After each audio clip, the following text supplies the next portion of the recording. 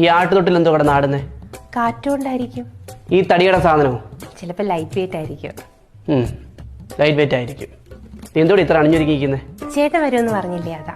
എന്ന് പറഞ്ഞു ഷാളെന്തേ? ഷോൾ ഇവിടെ ഉണ്ട്. എന്താ ഇടാഞ്ഞ? ഞാനിവിടെ ഒറ്റയ്ക്കല്ലേ, പിന്നെ എന്തിനാ ഇടുന്നേ? ആരും ഇല്ലെന്ന് നിന്നോട് ആരാ പറഞ്ഞത്? അപ്പുറത്തെ വീട് പണി കിടക്കുന്ന കണ്ടില്ലയോ? ഓ, അതോ അവന്മാര് ഇടയ്ക്ക് വെള്ളം കുടിക്കാൻ വല്ലതും ഇങ്ങോട്ട് വരുന്നുണ്ടോ? കഥ എന്തിനാടി തുറന്നിട്ടെ?